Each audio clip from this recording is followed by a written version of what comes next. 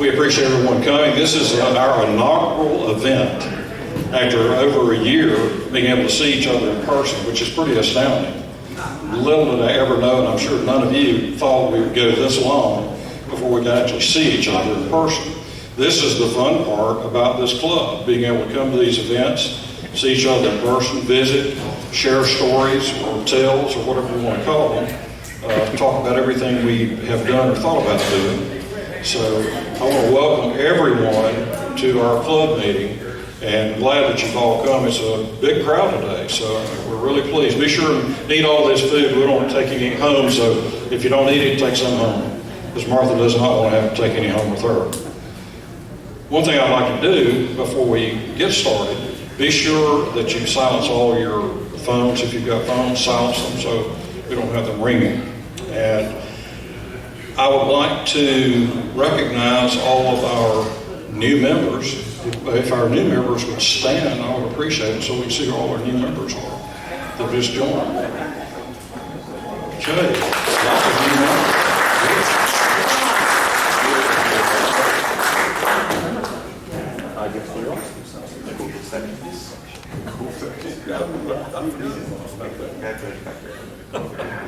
I forgot all the procedures now, so at least we know all the new members are.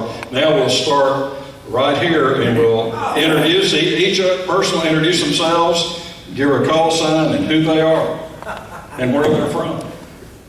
I'm Steve, WB4 Charlie Victor Bravo, Alpharetta. Hey, I'm Alex, WD4BDQ, Alpharetta. Okay, I'm KS4KJ, Steve. Not mobile. Sure you are. Mobile. Not mobile. I'm Mike. What's your call sign, Mike? He doesn't KN408K. Never use it. I never use it. I'm Fred, W4M4A. I'm Roswell, and I'm married to this guy, supposedly. Allegedly. Don N2BGU, Roswell. Neil, N4FN, Marietta. Gary, AK4NA, Roswell. Clark, W4B, Mayritter. I'm Wade, KEAB, Clark House. Alan 4GG, Historic Woodstock. Martha, W4MSA, Stone Mountain. John? John, N4TLL, Roswell. I'm N4CLA, Fred. Roswell. Kilo Kilo 4 Echo, Don, and Atlanta. RJ, WF4W, Roswell. Mark, NA40, Marietta. Larry Gant, KJ4YOT, Roswell. I'm Ian, November Victor 4 Charlie, Roswell. Chaz, W4GKF, Sandy Spring. Doc, W1DOC, Johns Creek. Mike, W5JR, unincorporated Cherokee County. Dave, KO4 USA, Milton. Chris, W460H from Woodstock. Wade, KE4WYU, Alpharetta. I'm Carl, WB4ABY in Milton. Cliff, KW4CL, Alpharetta. Mike, N4MEP, Peachtree Corners. Joe, N7QPP, Swanee. Steve, 84TT. Stewart, K4EAI, and this is K4EAI Junior. Chris. I'm Bradley, KO4QJE, and I still am so new I have to look at it on a piece of paper because I got it yesterday.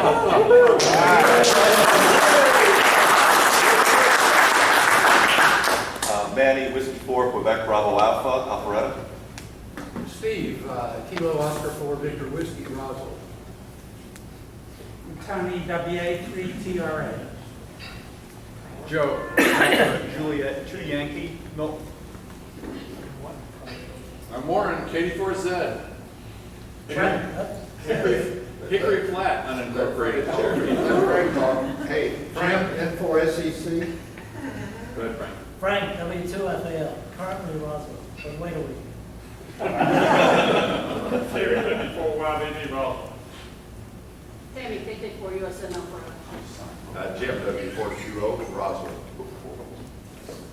All right, that looks like everyone. And I want to mention that everyone heard what I said about the bathrooms out here. If you look at the vending machines, they're just across from the vending machines to your left. The emergency exits are right down here, clearly marked, so we need to get away. There's the exit. And also you can exit out this direction. So I think that's covers that. And we're going to try to leave at 9, but we don't have to. The good thing about this room is we got this room pretty much as long as we want it. There's a lot of things we've got in the back that people want to show what they've done, and there's some really neat things to look at. So when we're finished, then we can go back there and wander around, eat a little bit, and we will visit some more. And you can leave as you desire. So there is one other thing I'd like to do. I'd like to know who are the new technicians that just got licensed. And if you would, stand up.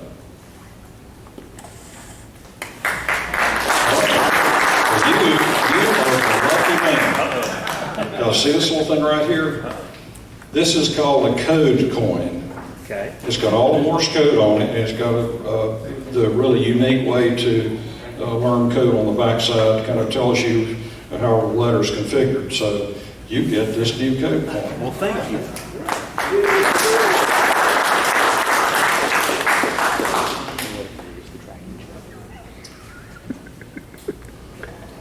Okay, I have to do this so I can keep up with where I am. I think I'd already mentioned we have the clothing over here. Be sure to look, see if you have any clothing. If you're not over here and you've ordered some, it means it's on back order. So we're going to try to keep up with that and make sure that we bring these to the meetings, and hopefully you'll get your clothes before too long if you have ordered something. If you haven't, go to the mart and be sure to get you a name tag. If you don't have a name tag, order one of those. John has the sheets over here. He can take all of your money, or maybe some of it, and you can get your name tag on order. And anything else that you'd like to buy, be sure to take one of the catalogs if you don't have one. They're handy to have just to look at. It's kind of like the old Sears catalog when you went and you were young and you used it as your wish book. They're good wish books. Sorry. We are going to have a Georgia CUSO update, and we'll let John come up here and give us an update on the Georgia CUSO party. Well, before we do that, we want to go to the next slide. There we go. So a couple of key things on that slide you want to address there. I can't see. Let me get back here. So you want to just mention about the bylaws. Oh yeah, the bylaws. Yeah, we've had bylaws online for over a year, and we had some input on our bylaws, which was good input, and we have made some revisions, so they are reposted, and the most current revision will be there, and we're going to try to vote on those bylaws next meeting. We have to have 30 days between them being posted and then voting on them. So the bylaws are, hopefully they're cleaned up now where they're easily understood and pretty much up to date.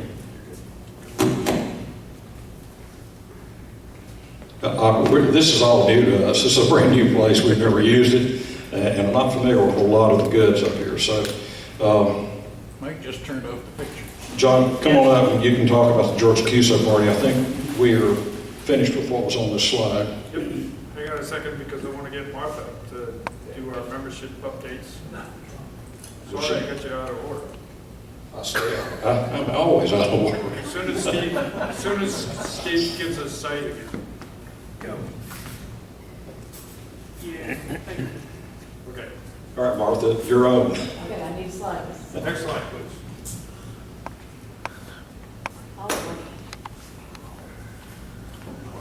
Hi there, I'm Martha. Before I say, I'm not Wes. Wes is our membership chairman. He cannot be here tonight. So I'm giving the report for him. NFARL now has at least 370 members, yay, including 50 new folks since the COVID pandemic started, yay. Congrats to all the exam candidates who successfully achieved their license objective on May 8th. We, again, all but one passed, yay. Members are responsible for updating your member account information. Go to the website and do that. Next slide, please. Thank you. Wes is chairman of the YESA committee, which stands for Youth Education, Scholarships, and Activities. And that is one of the very many special things in Norfolk. And let's see, in this past month, YESA has donated $500 to the Amateur Radio Club of Columbia County. This is the club that is supporting the heiress at the Savannah River Academy, so we were helping them out with some funds. Launching balloons is expensive. We donated $4,000 to ARRL for scholarships, and Ham Jam is coming. We will indeed have Ham Jam again this year. Probably 1.5 speakers have been secured. He's working on them. Still going back to the Metropolitan Club, and more info to come. Any questions regarding Wes's report? He should have done a better job. Thank you very much.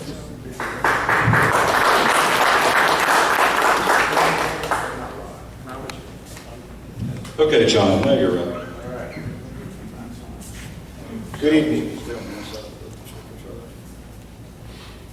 Okay.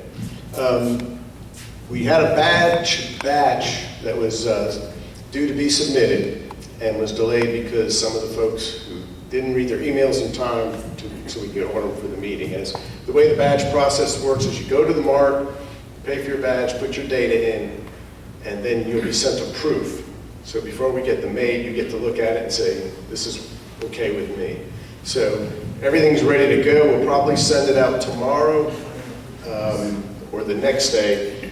If you want a badge, you can get one next week probably, or wait till the next batch order, which could be another month or two. So that's the info in there. And there's a form over here if you want to get it, $12, we'll get it to you. I think John addressed the issues or the situation on the MARC. And again, same stuff. Back it up. We're looking, oh yes. Job opportunity. Darrell has done this for many years and done a great job. And we'd love to see someone step up. It's a great opportunity to get involved in the club. So please, if you have an inclination to do this, step forward. Talk to any of these two gentlemen here. Darrell will take good care of you in the transition. Georgia CUSO Party 2021. Again, a record score for the NFARL Challenge, which is our team of NFARL operators submitting their scores. Last year was the first year we broke 1 million points, and we thought because of COVID, we may never do that again because we had a lot of participants last year. But our guys, one of our goals is always to have fun. Our other goal is to try to beat personally what we did the year before. Thus, our team will beat it, and we did. We surpassed 1 million points again. We beat last year by 4.3%. Bonus checks in the mail. Excellent.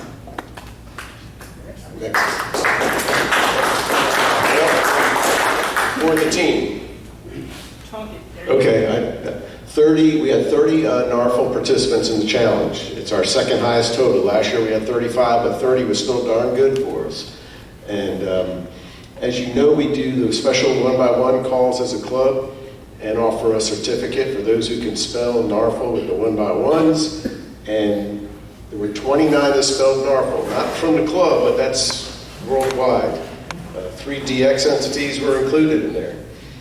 And I'd like to note that we had 2 rookie operators in the challenge this time, which is always a good sign.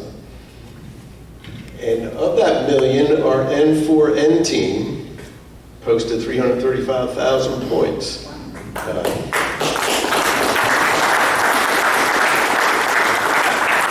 of them is here tonight, Mike Roden, W5JR, and you know the others, Tim, Max, and Steve.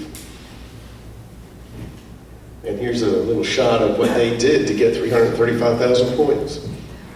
We drive with the doors open. We're in Mobile. We're stopped in this dirt road here for a few minutes so that we can get some operations in this county. And we're powered by a Honda generator. We're not using the power on board the car to make it cleaner. Got 2 big old antennas and one smaller antenna on top, and we're always using at least two of them. Now, you hear them yelling at me, so let's see what's going on inside. I'm going to tell you something. This is going to be exciting. What's going on?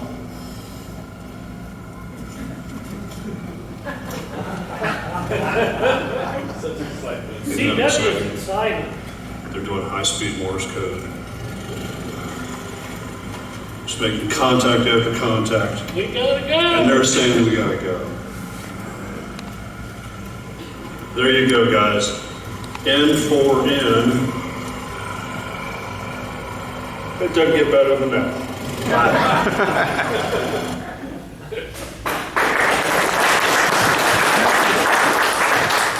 Thank you, guys. That was great. I always wanted to do Rover. I don't know if I'd do that road, though, but who knows? Is that Randolph County? No. And special thanks. A lot of people contribute besides the challenge team. And Darrell Young sets up all the one-by-one call signs on QRZ, so people kind of know what the GQP is about, what the one-by-one spell NARFL is about, and also directs them to how to get our QSL card, which that's an image of the front of that card. Bill Cobb, who can't be here tonight, K4YJJ, does the website to inform all of us about what's going on, and it's constantly changing, especially these last 2 years with COVID. The GQP rules have been in flux, and a lot of confusion, but it gets cleared up, and Bill puts that up there. And then Chaz Cohn, W4GKF, he kind of runs plaques and awards and gives me moral support in dealing with the GQP administrators. And Chaz is here tonight and has a word to share, I believe. I do. Hold your applause.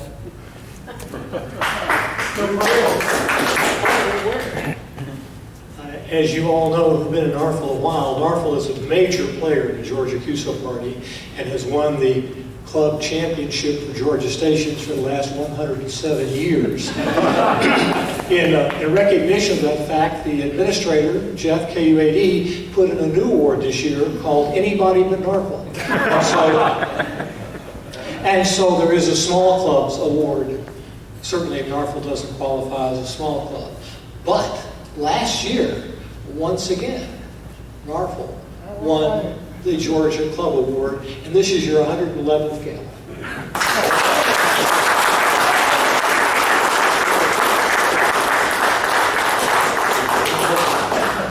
And as usual, we improved the scoring process so that we don't have any scores yet.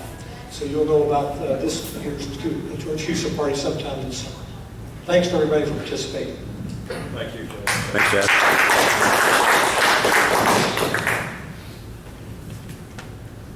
And thank you, Chaz, for all your help. And also, Chaz is one of the lead coordinators on our name badges as well, so we thank him for his help there as well. And I think my last slide just basically says, thanks to all the participants, the rovers. We had portable operations for the first time this year, and also travelers. Ian went to Gilmer County. I was in Fannin.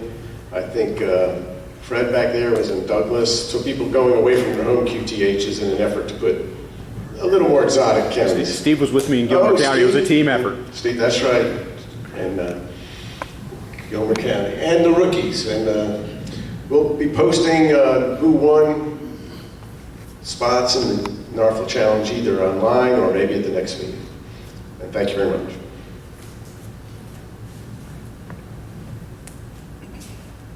Thank you, John, for all your hard work.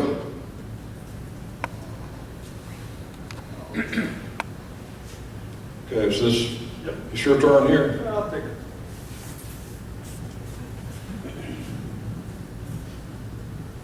So last month, if you recall, we had Jack McElroy give us a presentation on STEM activities. And Jack and his sister Audrey are heavily involved with high altitude balloons.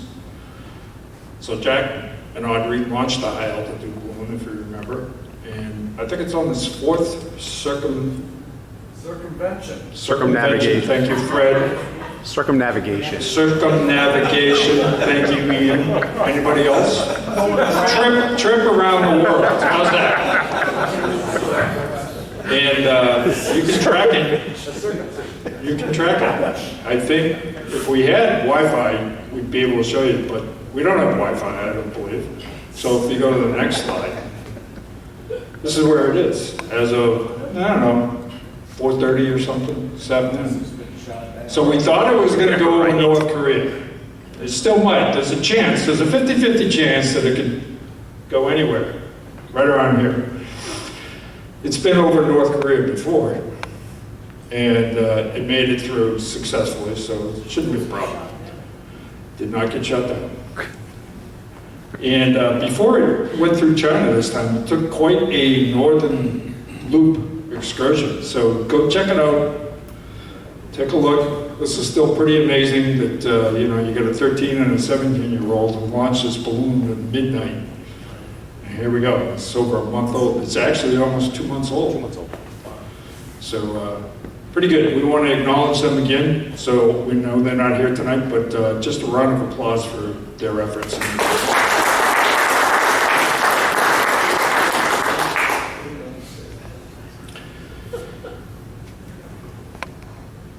Fred? Well, not much to say about it other than what's Fred, come on, get up here. He's got my crack. Yeah, boo. Okay, not much to say about this other than you can buy drinks and snacks, and you can bring tables if you want to sell something. Mike, are you going to go up there? I can't make it up. Anybody going up? Down there. So, Down? Oh, down there. this is the Forsyth at the bottom. That's the city of The city of Forsyth, which is, just north of Minden, if I remember right. So, wonderful drive going between here and Forsyth. For those of you that haven't made it, it's exceptionally scenic. You get to watch the tractor trailers wreck and spend a lot of time on the highway. So that's what you want. But anyway, that's kind of there for those that might want to go to that one. What do we got? Oh, U.S. Islands. Terry, come on out. You're the expert on this. What is it? It's that thing you do with islands. Yeah. There you go. Terry Joyner. Thank you, Fred. Talk a little bit about the U.S. Islands Awards Program. We're having a special event starting June the 12th. It'll run through June the 20th. It'll be 201 hours of operations. And we've got a lot of clubs that are really going to get activated. We got clubs up and down the Mississippi River that's going to activate islands. Up and down the Hudson River, they're going to activate islands. And I guess probably the rarest is K4D, which is going to be on Dog Island. And for those of you who are not familiar with Dog Island, it's the island south of St. George over in the Apalachicola area. And I think they're already on the air this week, but they're going to be on the air probably about 20 days, I guess. But it'll be a good chance to get some odd grids, odd counties. It'll be a fun time, especially the new Hampton, the club, get a good chance to make some new contacts for new states. So just bear in mind, get on there for those 201 hours and see what kind of contacts you can make. We're also this year doing park to island contacts. So there'll be awards for park to islands, islands to islands. Something new we've just started to try. So if you get a chance, get on there, it'll be fun. Thank you, Terry. And just for those of you who don't know, Terry is the U.S. Islands event manager. So congratulations on that post. Let's see, field day. Does anybody know what field day is? There's a guy in the back who knows. He knows. What? Field day? You stand in the field. No, that's not quite it is. Field day is the largest, or one of the largest events in the North America Canadian radio world. And this is always held on the last weekend of what? Fourth full weekend of June. Thank you. Stand corrected. It's close enough to the last weekend for some people. Last week was 5 Saturdays. That's correct. That's right. But I don't think this is one of those years. Anyway, we're going to be back in Groveway Community Park. And that's in Roswell. That's where we've always been when we've done our physical field days. And we've got the planning underway. We're going to have some sign-up sheets at the back table so that when we break later on in the meeting for our social discussions and investigation into the parts and pieces in the back, please take a minute and look at the sign-up sheets and offer some time, or at least an opportunity. We're not looking for times and commitment dates.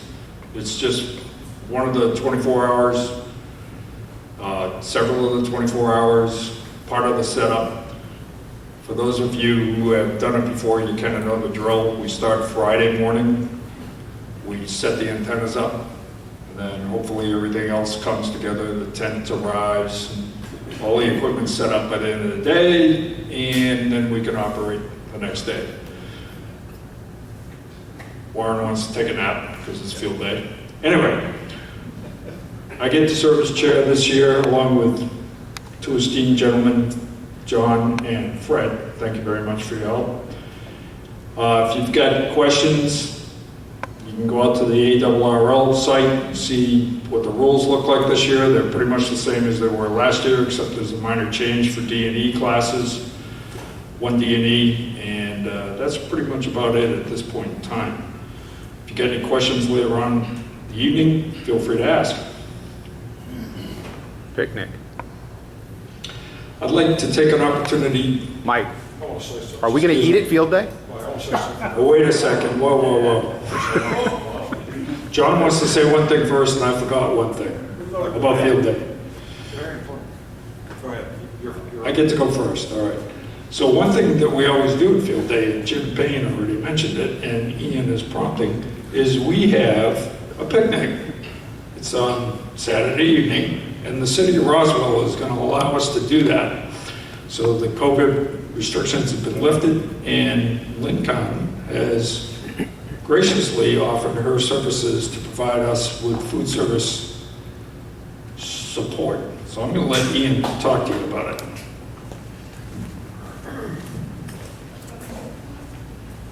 Thank you.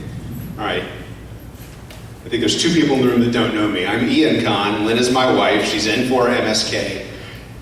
For a decade and a half, she has handled the food preparations for our field day picnic. A few weeks before field day, somebody from the club will probably send out a note that says, we're having a picnic Saturday night at field day. Please RSVP. The club will provide the barbecue. You were asked to bring a side dish and or a dessert. And you are asked to RSVP to Lynn, and you will have an email address to RSVP to. Excuse me.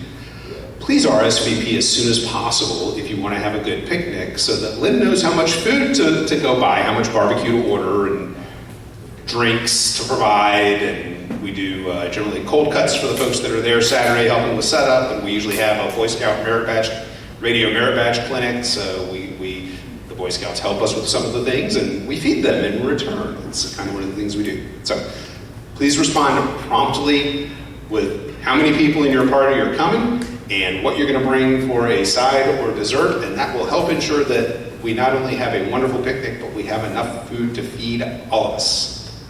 Thank you. Thank you, Ian. I wanted to mention one thing that we did last year at Field Day is on Friday, the people that came to set all the antennas up, each of those people got a ticket. And then those same people would take everything down. All the operators got a ticket. So there are two different kinds of tickets there. The operators, there was a drawing for the operators and a drawing for the installers and uninstallers. We gave away two really nice handheld radios. It's our intention to do something very similar this year. So Field day is fantastic. It's also really good gifts if you show up. So, especially if you do something. So be sure to attend Field Day. It's something you don't want to miss in amateur radio. It's one of the most fun events that you'll do. Don't worry about that you're not sure about your operational skills. There's always someone there to help. And there's also, you always learn every time. And a lot of times we partner with people. Even people who have been doing it for a long time, you'll find the same thing. It's easy to partner with someone and just have a good time. So don't be afraid to operate. That's how you get going and improve your own operating skills at home. So be sure to attend Field Day. You'll love it. And Mike, I'll let you, you got something else? One more thing. All right, go there. Okay, over there. About Field Day and the picnic. Due to the COVID restrictions that were in place earlier this year, originally we were not going to have the picnic. It was, or at least not traditional. It was going to be kind of a bring your own brown bag kind of thing. Well, when the city lifted its COVID restrictions, we had a second conversation about that and contacted Ian and Lynn, and so it was kind of a last minute thing, and I think that Ian and especially Lynn deserve a big round of applause for that.